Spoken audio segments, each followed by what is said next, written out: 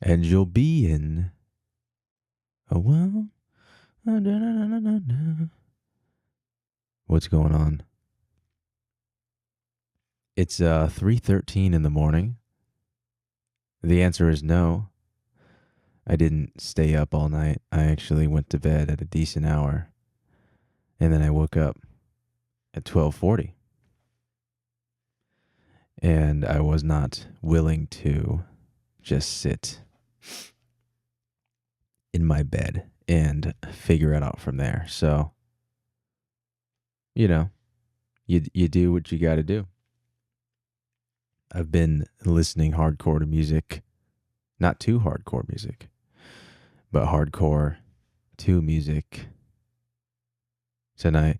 It's just one of those nights. Those nights that you just like everything on an emotional tonic level is just hitting exactly the way you want it to. I don't know why I'm talking so sultrily right now. Uh, I feel like I'm about to read like a bedtime story, like Matthew McConaughey or something like that. That is not my intention here. It's been a while since I've done one of these. I feel like I say that every single time. Hey, it's been a while since I've been here, guys. What's up, right? Every time I start out like that because I used to do these a lot more often, and I should really get back to doing those. Well, doing these more often, but maybe, maybe not. It's kind of gotten to the point where I only do these as a two-person podcast, and it has a higher production value than this. I mean, this has no video. It will never have video because what's the point? I'm not sharing this. This is just for me. And then you get to listen if that's what you want to do, right? But we are still on the same setup that we were on almost 4 years ago now. It's 2025, July 21st, and I believe I think we started the podcast early 2022, like very very early in 2022. I want to say sometime around March. And then I actually got all of the gear sometime in November, I want to say. Was about the time I got. And it was a big purchase at the time. I mean, the Focusrite Scarlett 2i 2 was not quite as infamous as it is now. This was what is this, the third gen or the second gen? The one that they were like, oh, it's thinner, so it's better. It has the air function, right? I mean, old news now, old news. But yeah, it's really funny because when I first got this I keep going away from the mic like this because I'm looking at it. Let me look at it and then continue talking. Okay, I've stared intimately into the Focusrite audio workspace interface. Incredible. Yeah, when I first got it, it was one of the more expensive things I owned. I think it was like $200. And I was like, oh. And then I dropped I dropped an entire model train on top of it, like a tin model train, and now there's a giant gash in the top of it, where the locomotive smokestack fell on top of it. So, you know, things happen. It's fine. We get over it. The thing still works. It works like a charm.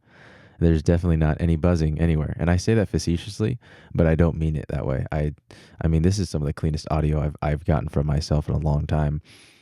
And I haven't even used the DaVinci Resolve AI denoiser at all yet. And I'm just like hearing it in my ears right now. And it sounds absolutely insane. It's going to be interesting because I don't think I have the newest DaVinci Resolve on. I mean, we're getting really in the weeds here. I don't think I have the newest DaVinci Resolve on the computer I'm recording on right now because my Logic Pro license, which I record to, only because the latency is not bad as it is as not bad as it is not as bad as it is on Audacity. And I got Logic for free when I got Final Cut Pro X, my beloved NLE software. So, what was I even talking about? Yeah. So there's an AI like denoiser type thing where it does a voice isolation. And in podcast contexts, it's extremely helpful. It's really, really good. You really only use it at 7% when you're doing something like a normal video. But for podcasts, you can just crank that, and any sort of like buzzing or noise that you hear, it's just completely gone, and it's kind of incredible that way. So I will be throwing that on top of already some of the cleanest audio I've ever heard. I've never heard it this clean before. I mean, I am like right up on the mic right now, but it is so clean right now. I mean, listen to this. That's right. There's nothing to listen to. You know, usually when I do this, there's some sort of like radio frequency that I'll hear if I point the mic in a certain direction. I'll like pick up radio waves for some reason. And if you have long XLR cables and you cross them, they turn into antennas apparently. I may have mentioned that the last time, but I don't, yeah, I'm not hearing anything right now, which is kind of fantastic. I'm going to take a drink quickly because I'm starting to click again here. I'm drinking Gatorade, as said in the incredible words of Mr. DJ Khalid. Anyway, I guess we could talk about me, which is why we're here, but me in the sense that we are on the cusp of something great, not in terms of quality, but in volume. I've often referred to, often meaning the last couple of days, but I've referred to last week as the first week of the, 2 weeks ago. Yeah, 2 weeks ago. As the first week of the rest of my year. The way my schedule is set up, I can just walk you through front to back. The 2 weeks ago, I was doing a switcher install. I will explain that in a little bit. Regardless, that's a task that takes a while to do.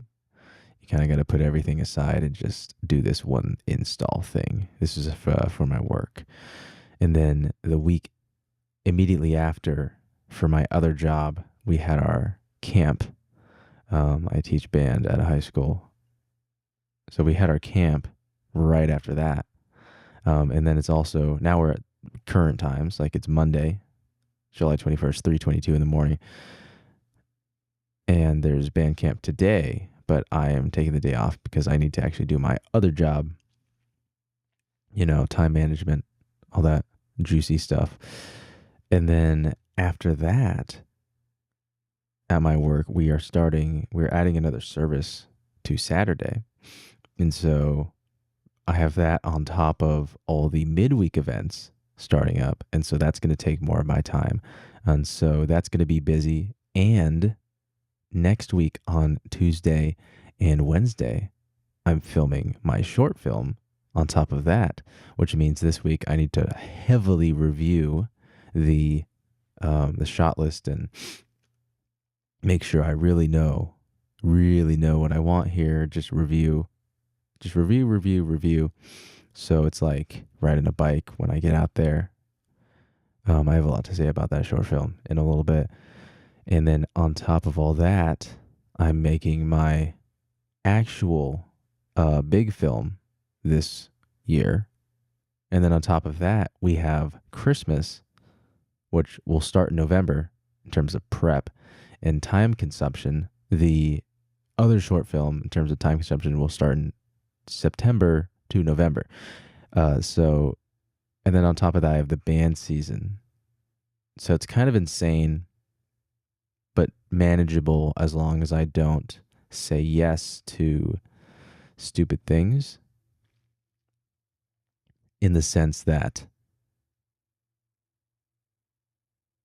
well, no, that's it. That's the end of it. If I don't say yes to stupid things, then I will not be overwhelmed. I will be properly whelmed. I will be mediumly whelmed. I will be medium rare, red interior, peanut butter interior. Nathaniel will understand that. Red interior, like steak, New York strip. I'm kidding. I actually quite enjoy a. Oh my gosh, what is it called? I want to say brisket, and that is absolutely not what I'm talking about. What? Not a sirloin. Yes, I don't know why I thought a sirloin was a fillet. Okay, anyway, yeah, sirloin. I really dig sirloins. I think fillets are a little chewy most of the time, unless you're paying a lot of money for one, in which case, grab the sirloin. It's easier to cook. You're probably going to get a better cut, and you're probably going to get a better sear on it, depending on where you go, just because it's easier to make. You don't go to Wendy's and ask them to do your burger well done or medium well or whatever. Medium rare. You just like, hey, I need you to cook the thing, and then they do their thing for you. If you want to, do all that, you go to Counter Burger, or you go to Cold Beers and Cheeseburgers or something like that. Anyway, now that clearly I'm hungry. If I'm talking about so much beef here, I love eating cows. Such a great pastime. Love doing that. Oh, and I'm also editing an audiobook for somebody. So we already recorded that, thankfully, using this microphone basically, or the twin microphone. I don't know. We used one of them. It might be this exact one. I have no idea. And using this computer to record it, I actually saw the audio files as I opened up the computer, and I was like, I gotta start working on that. This is something I gotta start doing again. So yeah, I mean, it's a thing. So I got that going on too. Fascinatingly enough, so I have the volume up pretty high in my ears, not in a dangerous level because that would be a bad thing, but it is pretty high, and I'm getting almost no clicking in my mouth. It's like if I were to like really start like, like really um makes me want to die just hearing that. When I was recording the audiobook, it was like it was so bad. It was real. It was so bad. I was dying listening to it, and now I'm doing it. Why am I doing it now? I wasn't doing it before. Um, yeah, there's a certain way that you can make it so your tongue doesn't really touch too much of your mouth when you're speaking, which is what I'm doing right now. And it's the reason that when I say something like recognize or remember or any R,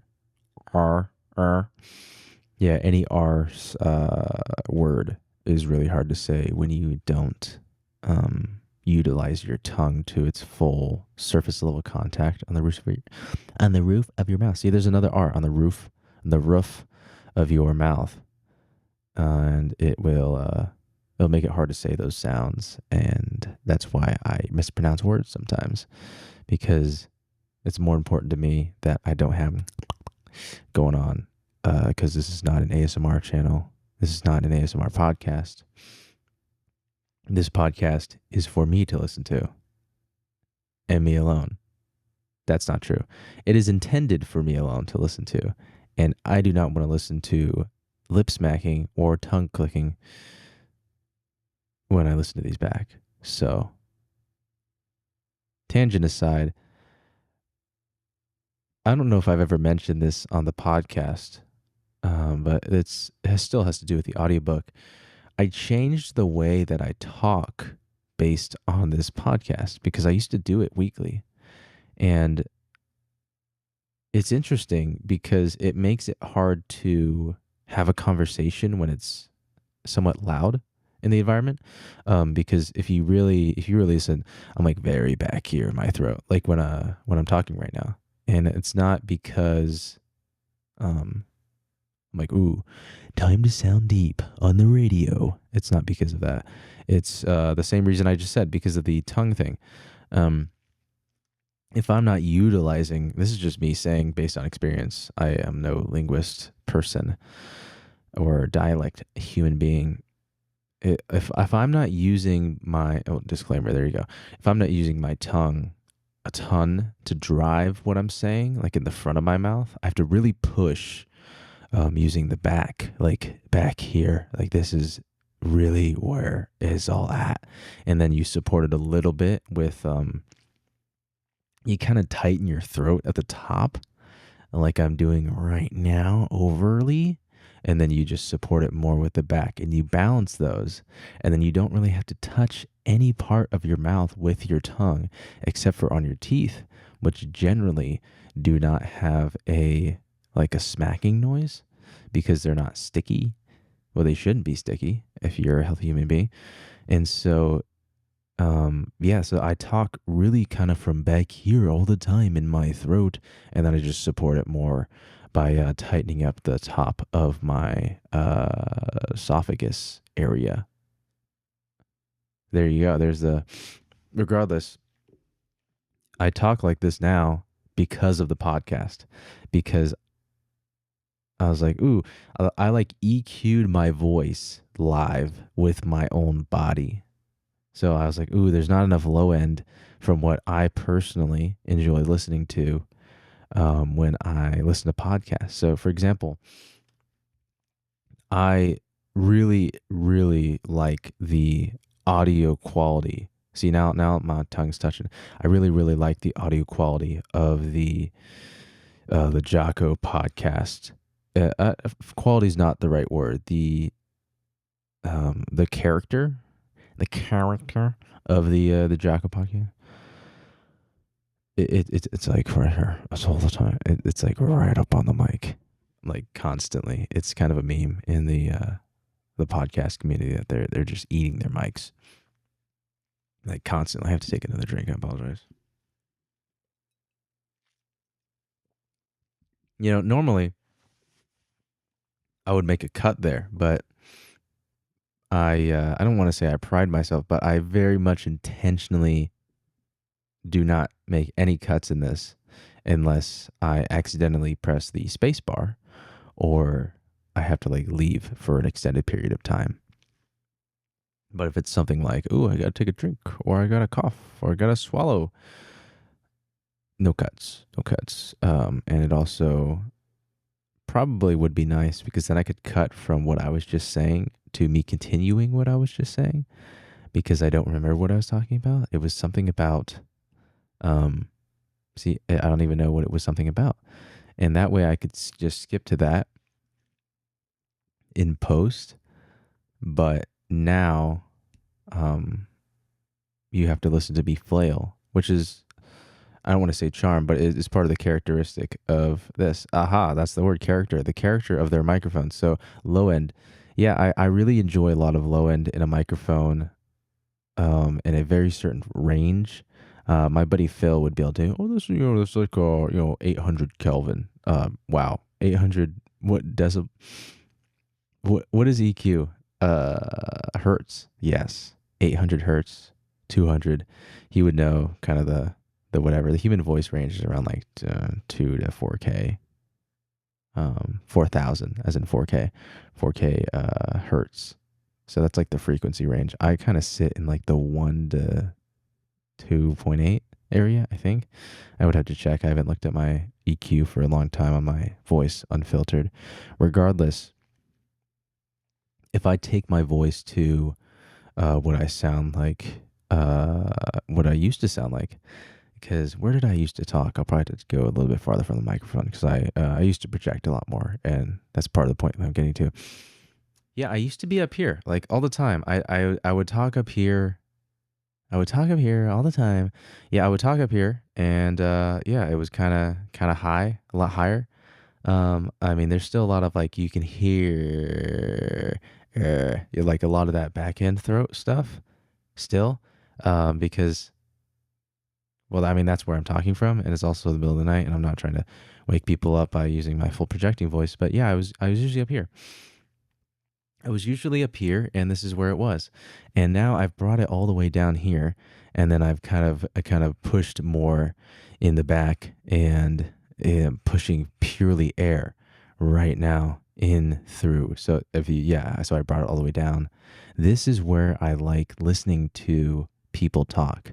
So whether it's on the Jocko podcast, Chris Williamson, he's not quite this breathy when he talks. He's more up here. No, that's more like Jimmy Carr. Yeah, where is Chris? Chris Williamson. Where does he speak from? In other news, so he he talks like down here, like a lot, like this. That's not what he sounds like, but that's where he talks in his throat. And then he'll go up here because he's from the UK, and they use pitch for emphasis, whereas I will generally use pauses and elongated words. Oh, just had a voice crack there. Incredible. Absolutely incredible. Yeah, okay, so that's one of the big issues with regulating your voice like this. If you don't have proper air and breath control, you will have a crack like all the time because you're just utilizing throat. I'm using like none of the front of my mouth, none of the middle. It's all back, and it gets very taxing after long periods of time. The lead pastor at my work, he really talks from back here as well. If I were to do an impression of him, something he says all the time is, "You'd love to hear it." If I were to say, "You love to hear it," oh, where's he at? Where's he at? Let's say he's a little bit higher. You love to hear it. Why don't you go and open up your Bibles? Yeah, he's like right here. Yeah, yeah, this is where he's at. And so if you can tell, I'm pushing way more pressure, but I'm compressing the throat a lot more. I'm not using his cadence anymore, but this is where he speaks from. And then he will yell using this like really, really tight throat in the back. I don't really know how he does it. I asked him one time, I was like, dude, like, I feel like, you would injure yourself. Injures kind of a harsh word, but that's real with your voice. Your voice is a very fragile instrument and organ in your body.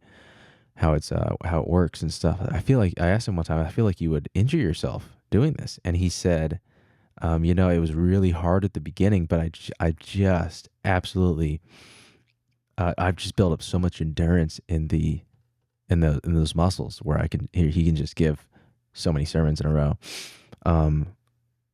We're adding Saturdays, so which means he's gonna be given 3 instead of 2 now. I'm very interested to see how that's probably gonna build his endurance a lot in terms of his voice.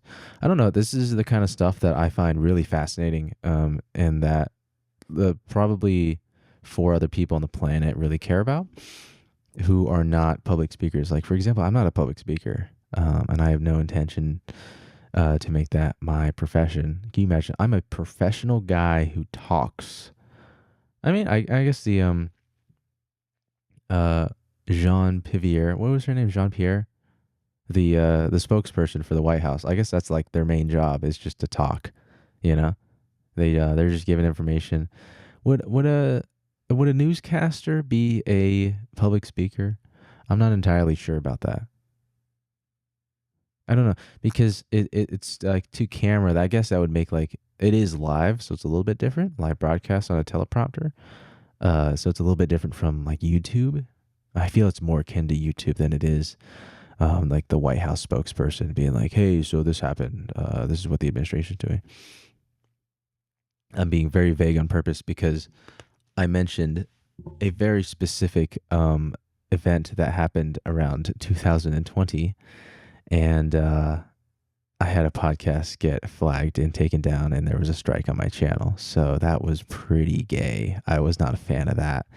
Thank you, YouTube, for that one. So I'm being very vague on purpose when it comes to politics, because I'm really not trying to get flagged for that. And it's really stupid because when it was brought up. I didn't bring it up. I had a guest on the podcast. When they brought it up, it was like a very, very neutral take on it. It was like, hey, this happened.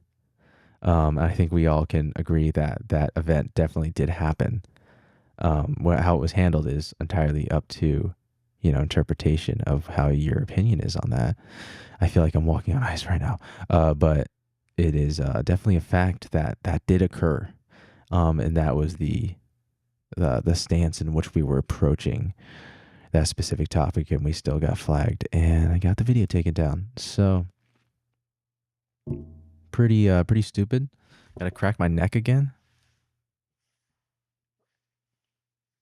You know, kind of forgot where I was going with this. We're talking about public speaking. There we go again. Public. That's another word that's hard to say when you're not using a lot of tongue support in your mouth there. Yeah, I'm like actively separating the back roof of my tongue from my throat.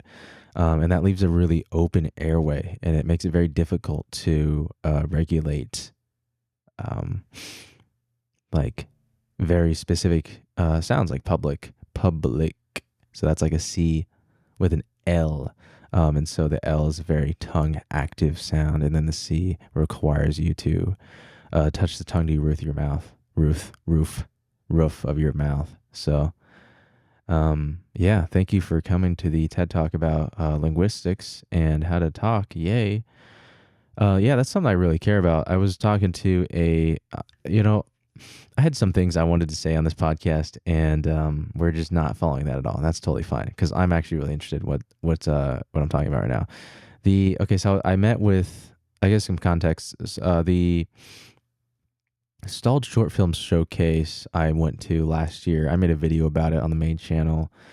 I submitted my film Murphy's Law, made that film in like 8 days, infamously edited it in like 2 or 3 days, which reminds me I should probably log in soon and make an edit to my book and work on my book a little more, my photo book that I've mentioned a couple times on this channel, recounting all of 2024. And I've really spent a lot of time on that. So it's kind of a sunk cost fallacy if I do not continue it. Regardless, stalled film showcase. What the? Stalled film showcase? Sure, the short case. That kind of works because it's all short films. The short film showcase that happened, Mac submitted Credit Man to that one. I've brought up Credit Man a couple times on this. It's the corporate movie about a loan office and kind of a Breaking Bad, not like Breaking Bad like Walter, but like the idea of when someone breaks bad, sort of anti-hero story. There's your Spark Notes on Credit Man. Go watch it. It's a fun film. It's a fun film. Definitely, we definitely does not represent us now. We made that a year ago. Artist disclaimer there. We were working on some new stuff. Conspiracy of Contact, another C title. The next movie he's going to make is going to be called like Can. Yeah, just Canes.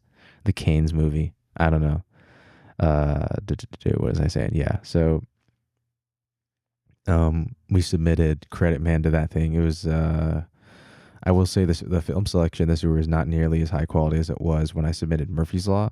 I think if I submitted Murphy's Law, I would have been like easily top 3 in this most recent showcase. But then the last one, I was like maybe number 6, just because the quality of films was so much higher in that last showcase. But this time around, Credit Man did very good. That aside, the film that I think was better than ours, I met with the director of that very recently. We went out for dinner. It was a great time. He's also a broadcast director, which is pretty cool. I don't think he technically broadcasts because he just does like in the room. So it doesn't like get streamed out, but it is streamed in the room live. So he is like an event video director guy, right? Regardless, we were talking about voices, and I was telling him about how like where people speak from in their voices really dictates whether or not I like a take and I like a delivery in that take. And now I do realize that this podcast has become almost entirely film related, and so has my life. So there you go. This film is about my life, and that's where I am right now. So maybe in 20 years, it's about like I don't know, building like a house, sure, why not? But that's I never claimed to have a very specific topic on this except the fact that the topic was me. And so when me translates into heavy film stuff, the people I have on are going to be film related. And honestly, the podcast, in terms of the guest episodes, has become a lot more front facing. It's not this like random little thing in the background where, oh, I have a podcast. It'd be fun to have you on and we could talk about dumb stuff. It doesn't get any views. It's kind of just for us. But now people actually will check these out when I have like actors or um, like some of my other film director friends on. People will actually check these out. So I don't want to say I have to be more careful about who I have on, but if I have one of my buddies on, it's like, it doesn't like align, and the things that we talk about, I think are allowed to be a little more private now. I've been kind of keeping more things to myself lately. And as I profess my entire pride and joy to the world with this podcast, seems a bit hypocritical, but I digress. I was talking to this director about how a lot of actors will speak from like back here and like the top of their throat, and it's like the top of the middle of their mouth, very breathy, very head voice, when they're trying to convey concern or are I guess concern is the best way to put it, because concern has been translated into fear, anger, or desire.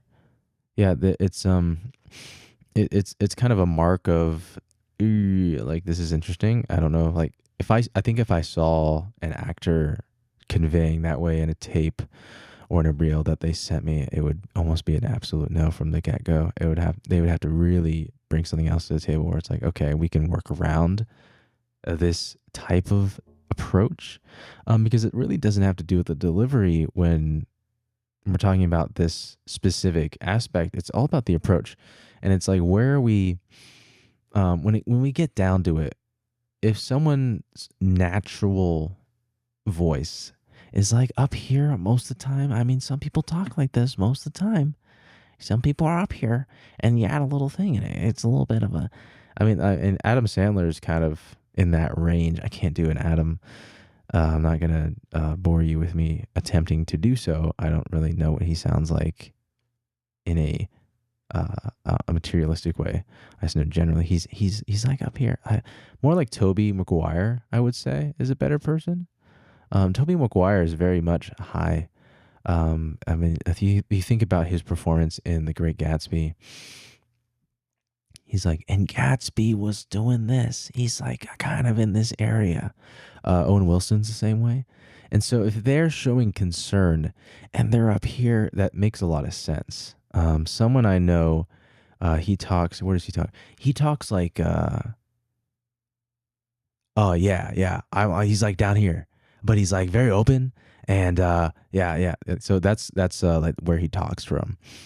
And if he were to go, oh no, what's going on? Like it's really hard for me to buy that from performances, because I know where you talk from. And for example, like, well okay, so we'll use me. You've been listening to my voice for like half an hour now. If I am talking right here, right, this is generally where I'm at. I'm like in the back of we've already talked about where my voice is at. If I move my voice up like this and I sound concerned like this, it comes across as really ingenuine and like I'm giving handouts and doing like a charity contest. It doesn't work. My concern might I might get lower. I'm like kind of go to that place in my head right now. I'm not an actor, but if I was really concerned, hey, we need to do this. Like this is where I would go. Right here. This is me extremely concerned. This needs to be changed right now. I need you to get him out of the car, and we need to move these cars over here. So that's where I'm gonna go. It's like I'd say a lot more weight physically, not in terms like I'm pushing more pressure when I talk like that. Mac is a great example. He's very open. He has a very his projecting voice is very interesting. It's kind of hollow, and I don't say that in a negative connotation, but like physically, he doesn't have a lot of bass when he projects, and so it's a little bit tinnier, more tinny. And so when he gets concerned, his voice will go to a similar place that mine does. And so if actors are going to this, oh, we're up here, I'm on Disney Channel, and I'm sad about this. Obviously, there's a time and place, like the Disney Channel, to do stuff like that, or kids movies. But if you're doing that in my, I almost said hardcore narrative. That sounds really, really spicy for no reason. In my very serious narrative movie, that is not the time or the place for that. Um, so yeah, yeah, it's very easy for me when I judge it from if there are lines in the scene. Like if it's just looks and people staring at each other or running around, it's that's a whole different thing. But if people are just giving deliveries, and ideally, if they're acting in my film, I would have spent a fair amount of time talking to them and subconsciously really know where their voice is at, because that's something I can't unhear is like where people talk from in their voice. I don't know. So yeah, if they completely change where their voice is at in terms of what concern sounds like in their voice, I know instantly that's not the take. Now, if they're doing a voice that's not theirs, for example, you take someone like Heath Ledger, where he's very gruff generally. Um, he softens his voice when he speaks, but naturally he comes from a gruff place in terms of the placement of his voice. I would say he came R.I.P. Heath Ledger. Think of him in The Knight's Tale, like Brokeback Mountain. I know he was doing a voice in Brokeback Mountain, but it was still like very back here, kind of like that area is where he's talking from. This probably sounds really weird, very weird in your ears if I'm just going through all these voices, but this is what I'm interested in, so this is what I'm going to keep talking about. And you take something like the Joker, and he's like up here, like very infamously, it's not about the money, Batman. Like he's in that area, and so he's completely taking out that gruffness that he may normally have in his delivery. And so if he doesn't have that when he sounds concerned, not a problem, right? Now, disclaimer aside, if they're not doing a voice and they're just coming from where they're at, like it's really interesting because like I haven't directed actors in so long in an official capacity. I've done it like as a DP helping out a director, right? I've been able to do that. But it's been a long time since I have been the guy talking to these actors. And so it's a little bit like riding a bike, but when I rode a bike for the first time in years, it took me like 40 minutes before I was like able to, ride normally. And then again, I used to be able to ride with no hands. I used to be really good, and now I suck. So I kept falling over when I was riding the bike. Really, really stupid, to be honest with you.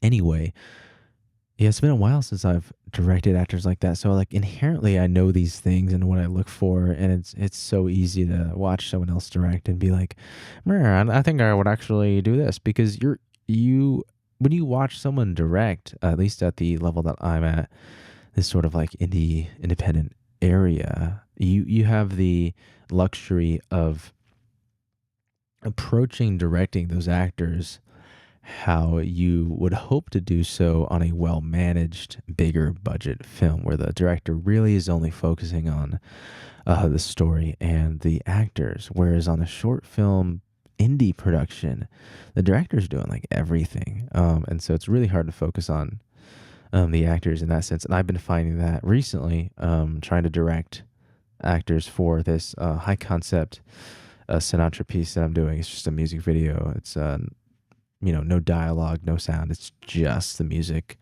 So, yeah, it's been difficult to get back in that headspace.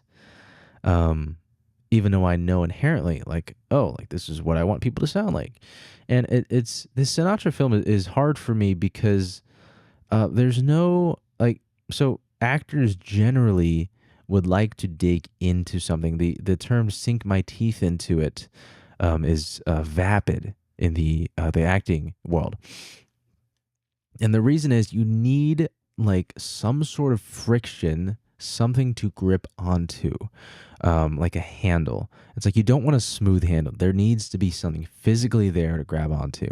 And when we're doing a music video like this, where the whole idea is like very shallow, there's a deeper meaning behind it.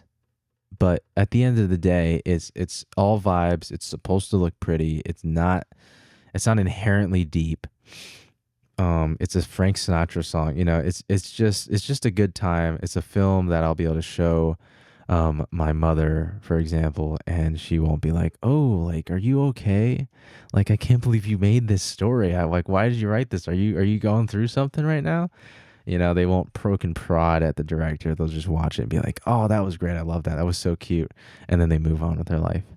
Regardless, um, I foresee the bigger, more difficult film actually being easier in this aspect because, I'll be able to take my principal actor, who's the same for. Ideally, I keep him because I've enjoyed working him with the. Wow, words, just dropping them all over the place. I've enjoyed working with him during the pre-production process. I could probably slow down the rated words here, words per minute, and um I foresee also enjoying working with him during the production process. And now actors are not generally involved in the post production process, and there's no dialogue in this movie, so ADR is not even part of the equation. So I hope to use him again if I like this experience in the next film. Now, talking about the next film, I will be able to go through the whole script and really, really get into the nitty gritty on specific lines in this script with this actor. And I think it'll be a lot easier because there's more content, but that just means there's so much more to work with, right? It's like at the end of the day, I mean, I feel this way in any sort of teaching capacity, and instructing capacity. And that's really what directing is. You're not teaching the actors, but you are instructing them in a certain way. Like, move your talent here. I need you over here, blah, blah, blah. I need you to take the skill that you have to get upset. And I need you to like think about this in this context, blah, blah, blah. You know how acting works. You know how acting works. And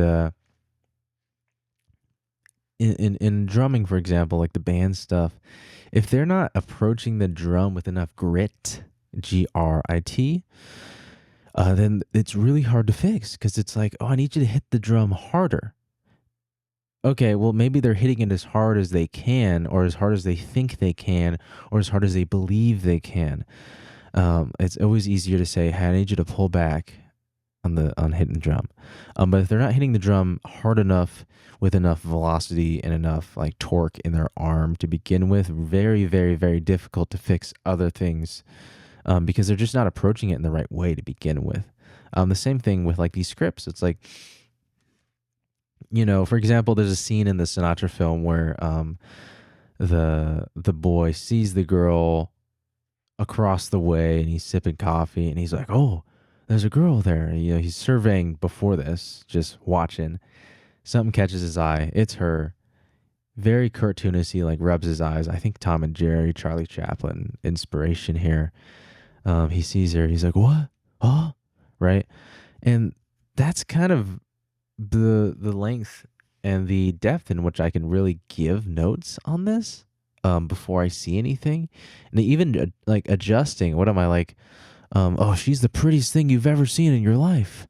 Oh, like the most direction I can give them, and this would be more all encompassing, is like you can never be too big on this. Act like you have something covering your face, so use your body in a huge way.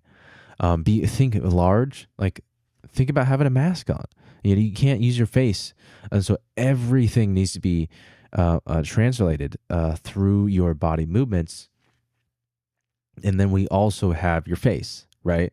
And so we put those two together, and it just becomes this very bombastic, very loud performance visually, which is what is exactly what I'm looking for in this. And so that can help. I can tell the actor, hey, this is exactly what I want you to do. This is the mindset. Just go big. You can't be too big. If I tell you to draw back, it's probably because like I probably won't tell the drawback. And the only reason I would think we would want to draw back if like we were like just not going in the right direction and we need to pull back, recalibrate, and then we can go big again. So at the end of the day, I still want big. That being said, what do I tell my actor if they're not giving me enough to begin with after I've told them about the big? Where it's like, okay, you see the girl across the way, and it's just like they're not impressed enough. He's not impressed enough with her. I can say that. Oh, you're not impressed enough. She's incredible. She's this 1940s dream girl. This is the only lady of any class in this area. You are in a college. I'm filming in a college town. You're in a college town. You see these, for lack of a better word, these no, I'm not gonna these thoughts, right? Walking around, not wearing a lot of clothes. Here's this girl in this great shirtwaist style dress. It's fantastic. The first girl of any class. Like what a blessing that you got to see this. Incredible. Like you couldn't be more happy and excited. It's like, oh, I can't believe she gets it. This is incredible. This is someone who gets it. I'm working through this right now because I foresee this being something that would be hard to work on. And that's all well and good, but that's like the depth that's not really in the original concept. This is depth that I'm adding that I will probably need to make notes on, to be completely honest with you. Because at the end of the day, the whole idea is shallow. Oh, he sees her and he's very exuberant and happy to, like, oh wow, she's so pretty, right? And I might need to go with the actor to a place where it's like, hey, this is the only person you've ever seen that in your eyes has this old fashioned appreciation for being like a good person in terms of your fashion, the way you carry yourself. That's what you see in her, and none of that's in the script. None of that needs to be in the script, but that needs to be in the actor's head to portray the idea if they're not going big enough to begin with. This is all the if, when, buts when it comes to, or do I even say this? And so, yeah, so that's the thing. That's the Sinatra film I'm working on. I fitted the guy in the suit actually earlier today, technically today, but it was like a couple hours ago, yesterday, because it's like 3 a.m. now. 4:01 in the morning. Ladies and gentlemen, we've made it to the 4 o'clock mark. Thank you for coming and listening to the 4 o'clock podcast. What was I even talking about? Yeah, with the Sinatra thing, it's pretty fascinating in that sense. That I don't have, I've not exerted these muscles in a way, and I'm like slowly getting it back. And the hard part is I have found I get a little bit of stage fright when talking to actors. It's kind of nuts. I could talk a big game to like the director guy that I was talking to that I mentioned, talking a big game to you guys where it's like, I don't want to say you guys, I'll get on that. Talking a big game to you where it's like, hey man, hey woman, hey person, uh, this is how I would direct an actor, like I just did. But I go to actually speak with the actor, and it's a whole different thing. I'm like forgetting, like, oh, I almost forgot to tell him he looked good in the suit, man. I mean, come on. Like, they are doing this for you because they believe in your vision. And that's something I preach all the time. When it comes to directing, and it's like, hey, these people are here for you, for you alone. The vision that you've decided to pursue, that was your decision, and your take on it is so interesting and so captivating or sounds like so much fun to people that they've decided they would like to work for you. They get to choose their own boss. You ask them, hey, I would like you to be in this film. I would like to cast you. I would like you to send me an audition reel, an audition tape, a self tape, something that you have to put time and effort into and really give a performance for me to maybe select you. That's a lot to ask of an actor. That's a lot to ask of anybody. And then they come in, they give you the performance, you like them, they're like, all right, I liked you enough. I would like to hire you. And then they get to hire you. It's an interview that goes both ways. It's like they don't have to choose you to be their boss. And that's a really unfortunate thing if they don't choose you. And now you got to find a whole nother person. You got to like rewrap your mind around a view, not get married to what they presented, because what they presented was uniquely them and the artistry that they brought to it, right? And so that's like, I can say that all so concisely without taking a single breath, without taking a single pause that doesn't make sense. And what I'm saying, I can just keep going rapid fire, machine gun, machine gun, machine gun, SMG, just keep loading the barrels in. This is not a revolver where you have to load 1, 2, 3, 4, 5, 6. And we can just keep going. It's a Gatling gun and they keep loading bullets into it. I can talk about this topic all day. I can talk about this sentiment all day and all night. I'm already doing it. But when I get in front of these actors, I forgot to tell him, hey, you look great in the suit when he came out and showed, because we were doing a camera test. It's like, what am I doing? Why did I do that? Those are those muscles that I'm not exerting. It's like I know it, but in practice, I just need to remember, hey, I need to draw on that. They are here for you. There's an inherent insecurity, and not in the sense of their personality, but it's like, hey, I'm looking for your approval. That's almost insecurity defined in its definition and its epitome, and like the absolute hyperbolic form of like social anxiety of like, oh, I hope they like me, but in a professional form where that is actually the correct approach. I hope they like what I'm giving because I want this project to be good. And that's such an interesting place to be for an actor. um Interesting in the fact that like that's what the interest is for me with actors. It's like, what an interesting relationship to have with someone where they're the whole idea is to like for them to please you. It's so interesting that way. And I know some actors are like, hey, this is what I'm doing, I brought this performance, and boom, they better like it. And that's a sense, but they better like it. They're the approval again, director approval. And it's like it's here on a social level, it's here on a professional level. In terms of like, that is the whole point. It is like to be a professional. Here, I hope you like this performance. I will change this performance in certain ways to fit your vision. But the idea is I want it to fit your vision because I believe in your vision and I trust you to shape me in a way to where your vision looks the best. I look the best while doing your vision.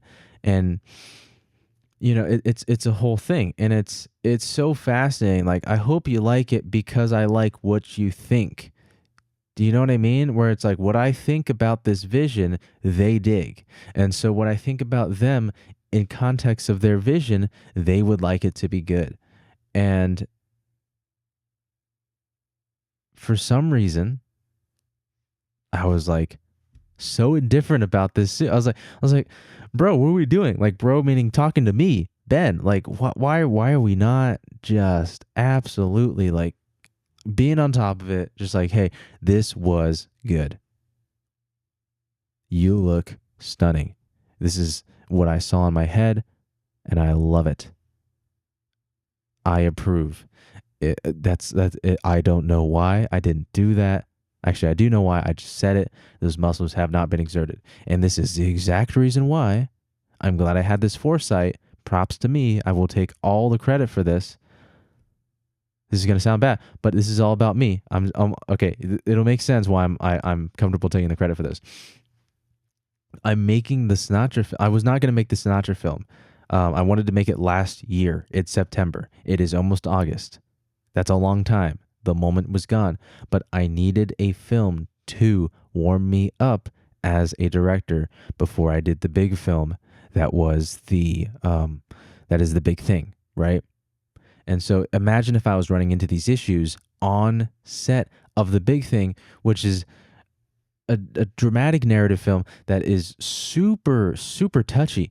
It has to do with the relationship with your father and how that can feel like your father doesn't see you, and a caretaker idea. Oh, it's really touchy stuff. Really touchy stuff. And imagine my principal actor, he gives it all. He's like he's crying. He's gone to a place where maybe his relationship with his dad wasn't great, or his mother, or some sort of parental figure, someone who he believes should inherently care about him, and he's just not receiving that. And he goes to that place in his brain, and it hurts. And he's translating that on screen, and he's looking at the supporting actor in front of him who's playing his dad, and he's having a conversation with his father in his world, and where he's just being in his world in the context of our movie, and he goes there and he has that conversation.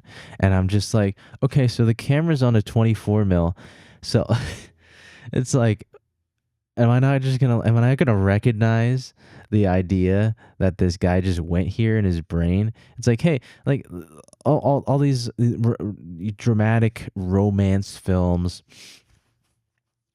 we're asking so much where most people don't even want to talk about their ex. Once if it's too fresh, if it hurts too much, unless it's sort of a gossip thing. It's like, oh, my ex did this. I don't know. I know people love talking about their exes in that sense, but no one wants to revisit the actual pain. They just want to talk about what they didn't like.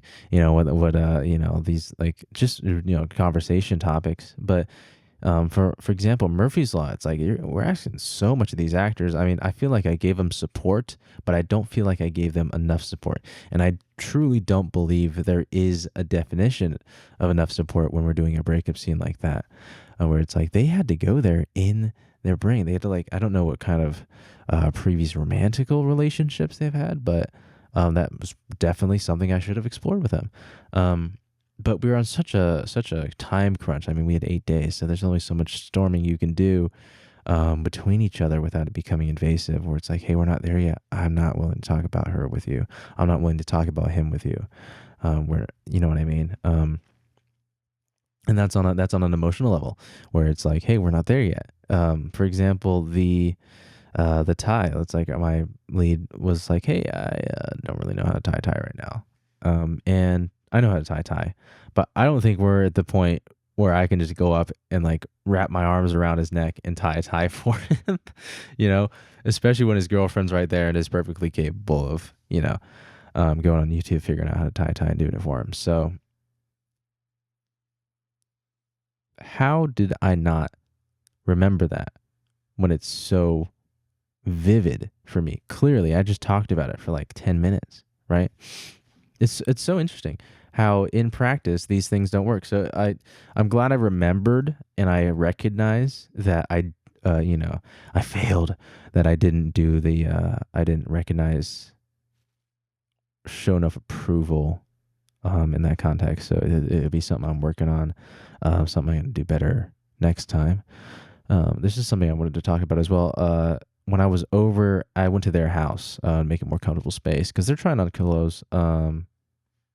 I think you'd want to go change in the privacy of your own room, not in like some restroom at a restaurant or a coffee shop. No, you can go to them for the costume test.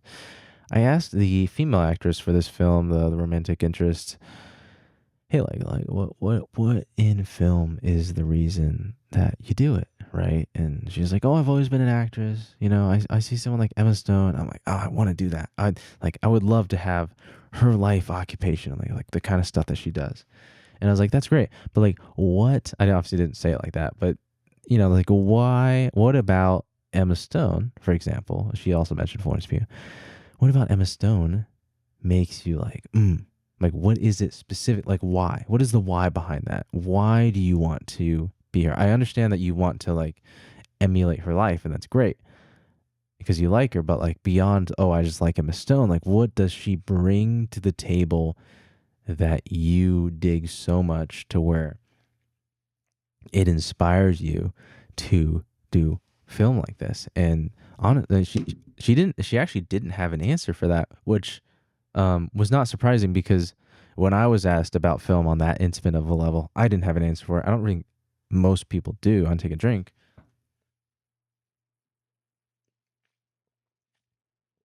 Ooh. A lot of talking, not a lot of drinking. And so I was thinking about it on the way home in the car because one of the things that I say, it's like, oh, I love obsessing over a world and just fighting to go back into it. Just like, for example, listening to Blade Runner soundtrack, Blade Runner Blues, Vangelis, driving by myself in the car takes me to that world, takes me to that headspace of that world. The approach and the take and the attitude of that film, there are no original stories. And so what was the take on a dystopian future of Blade Runner, and what was the energy behind that? That was being alone, but like this solitude and isolation, right? And so I can listen to Blade Runner when it's just me driving by myself and I'm not lonely because Deckard wasn't lonely, and it takes me to that headspace, and that's really cool. And I want to do that for other people because that's been such a prominent part in my life. And it's like, okay, that's a great answer. It's fine. Don't call your answer great, Ben. That sounds bad.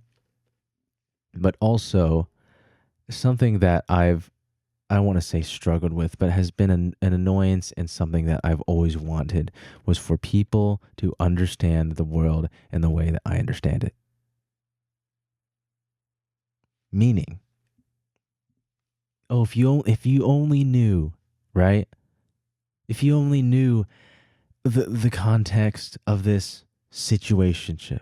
Oh, if you only knew how she treated me in private. Oh, if you only knew, right? If you only knew what he's been through. As a director, you have control over that. And that's the whole idea. Right? I wish people saw the world the way I saw it. So they would understand. There's a catharsis in that, even when the story is not as interesting or as vital as your story as a human being. Right? But there is a cathartic energy behind that where it's like, ooh, this is a story that I made or someone else made. Not important that way. But I see this story in a certain way. Right? For example, Murphy's Law. Let's take Murphy's Law. The way I interpreted that story was this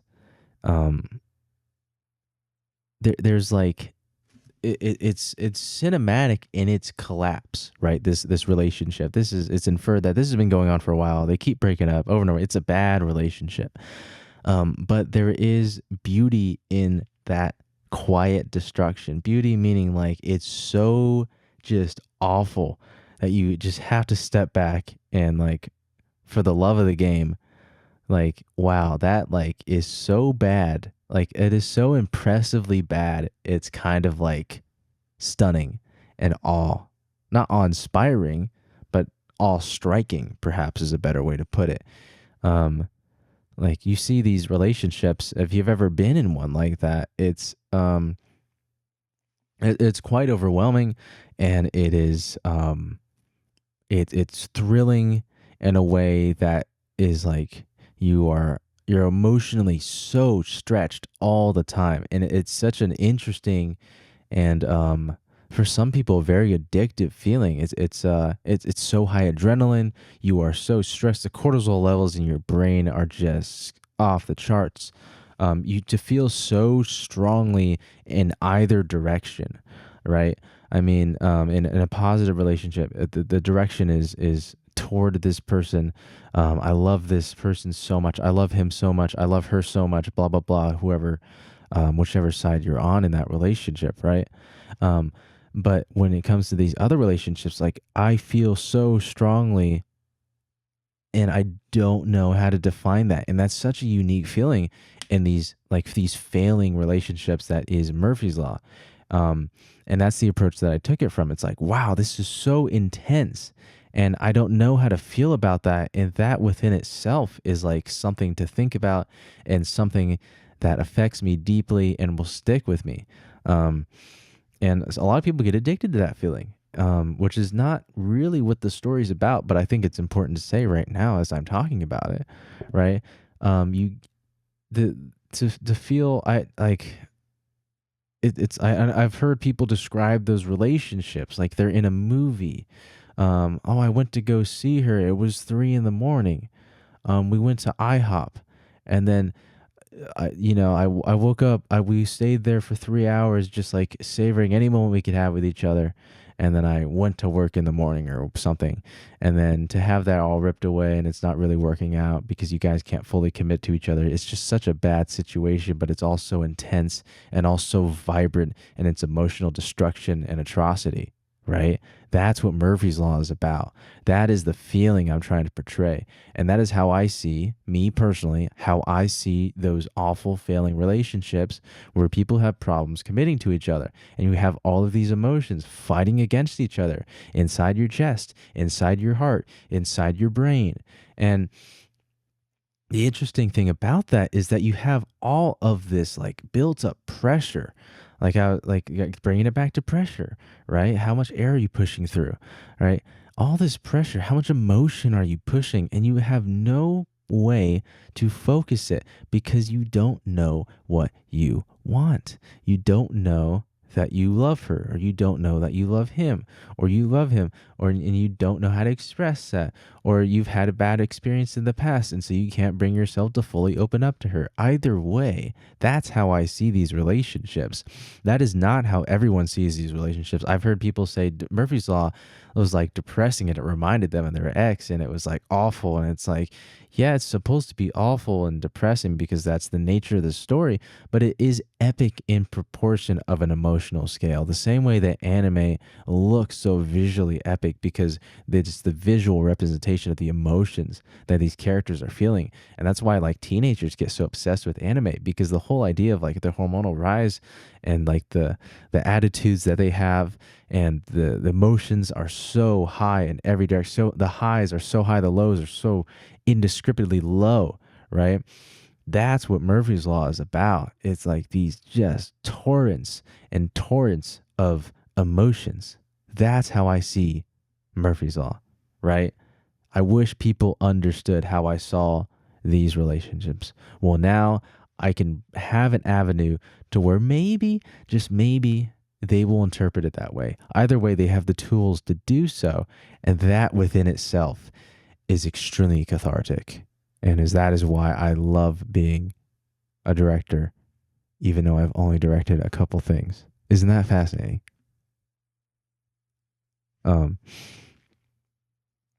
Thank you for coming to my TED Talk. Um, sure. I mean, yeah. I mean, cameras are cool and stuff, right? I like. I dig an 85 millimeter. I like 35. Sure, sure. That's cool, right? I like full frame stuff. Yeah. I've said this to a lot of people before. It's like I could talk cameras all day. All day I could talk cameras. I think they're fascinating. I think it's so cool. It's such a great tool. What a great time to be in cameras right now and talk gear and just stuff, film gear, film stuff. I could do that all day. But you know what I could do my entire life is talk to actors about the emotional part. What I just talked about with Murphy's Law, about really digging in. Just like I said, like they love saying, something to sink my teeth into, something that has substance, something that has something to grip onto.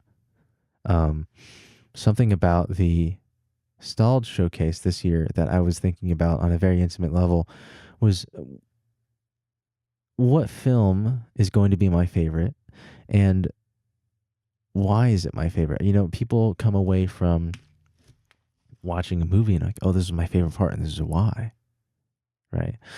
People might come away from watching a showcase of a bunch of short films or a festival. It's like, oh, I liked this short film the most because, right? What is that element in my own film, right? There needs to be an access point. And this point was going somewhere and I've lost the access to it. So I think it's because I'm tired and my throat actually hurts now from speaking so much. So, I think it's time to wrap it up here. But that was a really, really solid podcast. I think I had a lot to say, and the things that I intended to say on this podcast, I didn't say. So take that with a grain of salt. I will see you I don't know, when I see you, I will say this is somewhat important when it comes to documenting, because that's what this is all about. The heavy narrative film that I'm doing, September to November, I am having one of my director friends do a documentary on me on the making of the film. So that will be something that I will have as well. Very cool. Just thought of that, and I think that's it. I think that's it. I will see you in a little bit. I hate saying goodbyes because it's really hard to end these things. And I just baited you. You thought I was gonna end it, and then I didn't. And I still didn't end it. I'm just gonna press the space bar now, because if I don't, I think I'm gonna keep talking for as long as possible, because it's been a while since I've done this, and it's kind of novel at this point, and I really enjoy